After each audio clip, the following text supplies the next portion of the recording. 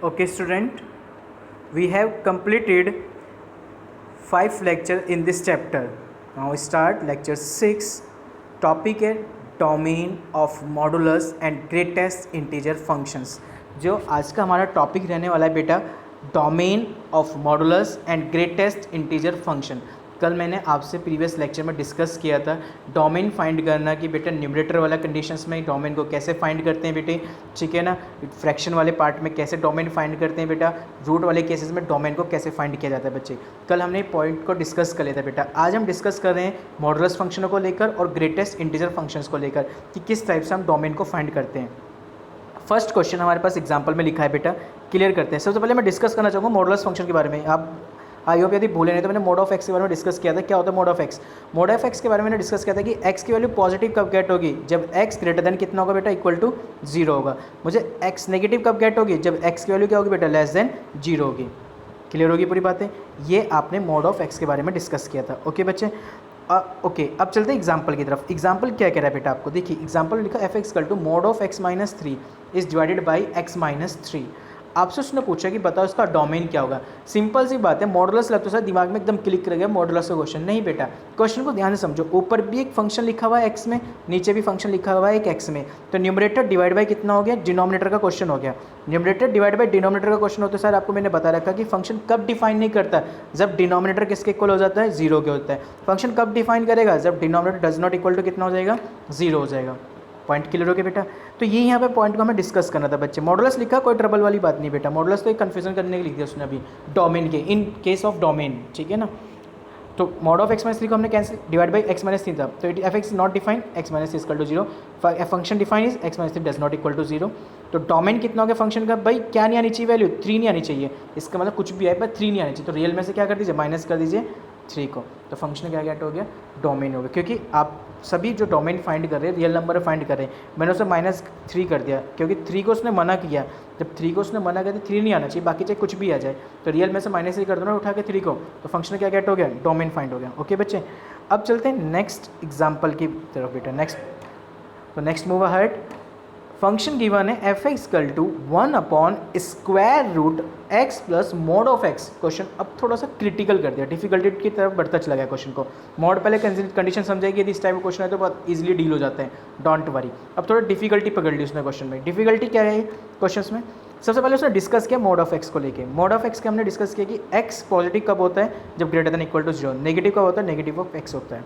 Clear होगी यहाँ तक बातें। अब बच्चे एक बात बता मेरे को, सिंपल सी बात बताई मुझे आपने कि मॉड ऑफ एक्स की वैल्यू 2 वैल्यूज़ बताई। एक्स जब ग्रेटर देन इक्वल टू 0, ठीक है, माइनस एक्स जब एक्स की वैल्यू लेस देन 0। बेटा ऑन बोथ साइड मैंने क्या कर दिया, ऐड कर दिया एक्स को plus on both side. X plus mod of x, mode x की वैल्यू को प्लस कर दीजिए एक्स के साथ। तो जब आप प्लस करेंगे ऑन बोथ साइड तो x plus x greater than x equal to 0, minus x plus x x less than equal to 0।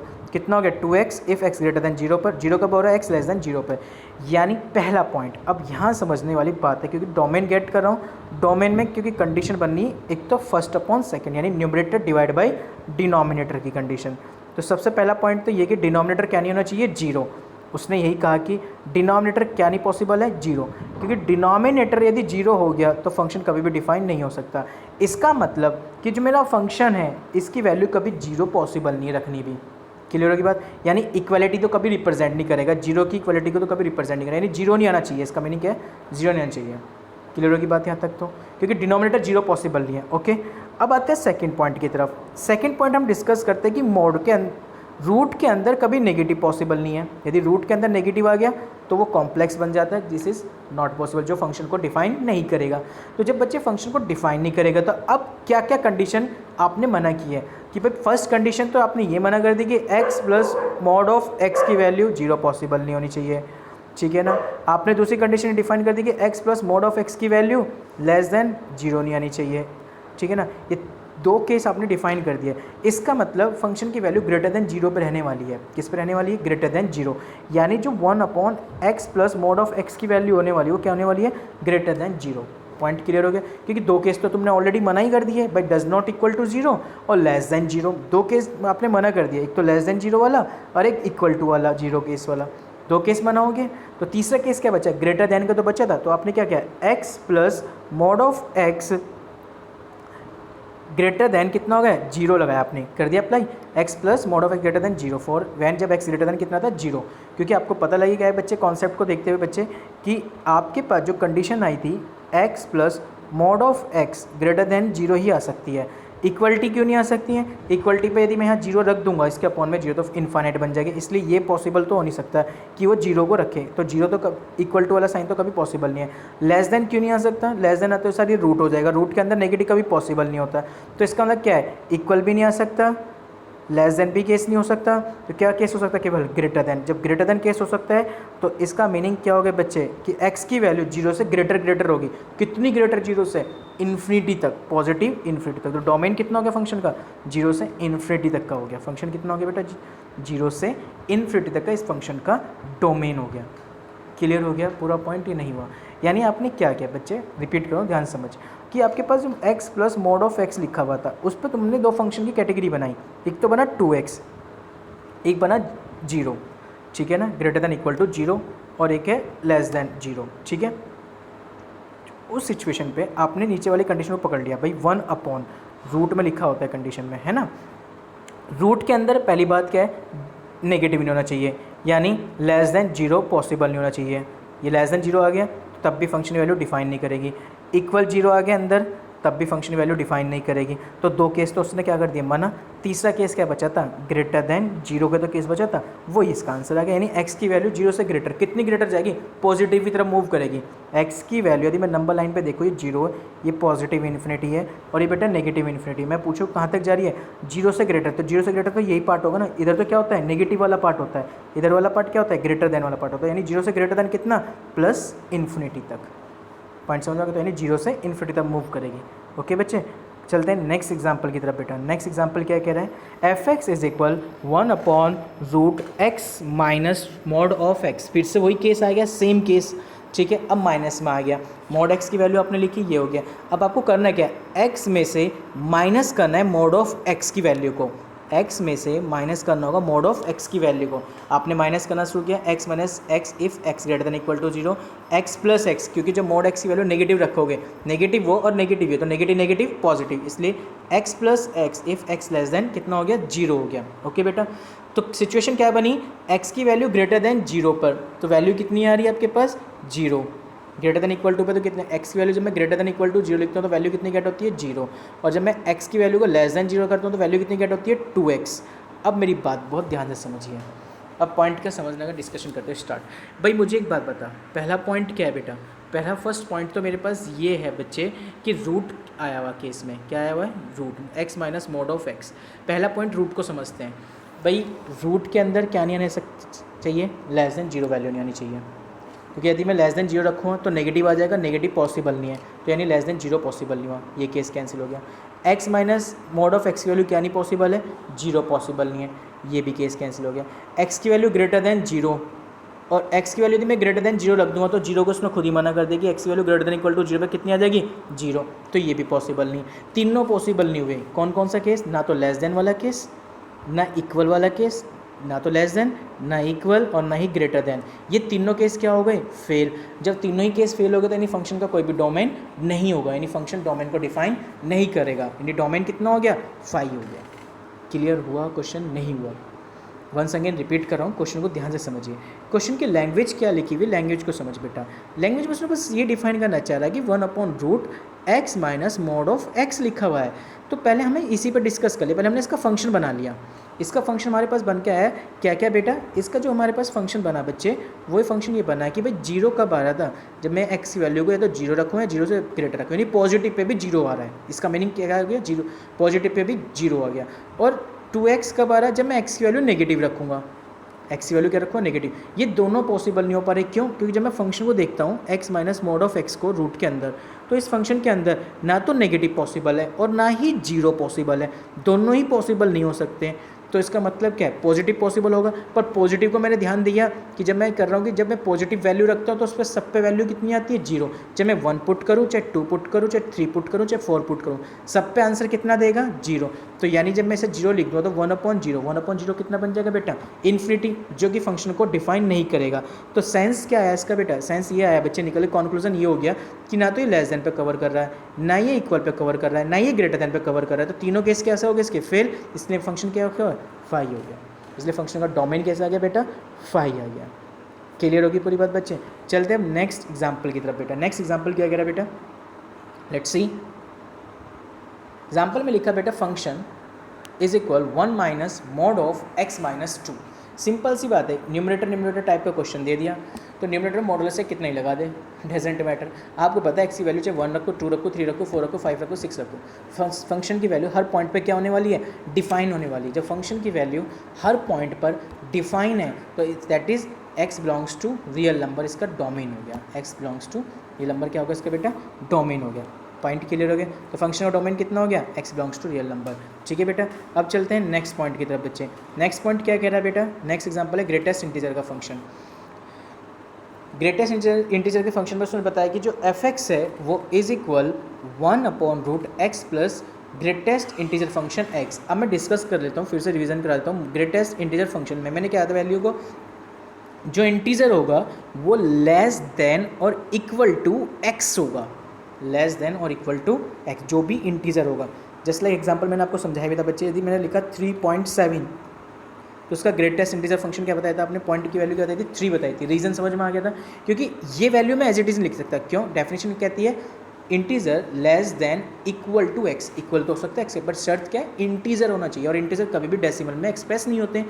इसलिए 3.7 वैल्यू लेस देन होगी, तो लेस देन कितनी बेटा, 3 लेस देन हो सकती है, 2 भी लेस देन है, 1 भी लेस देन है।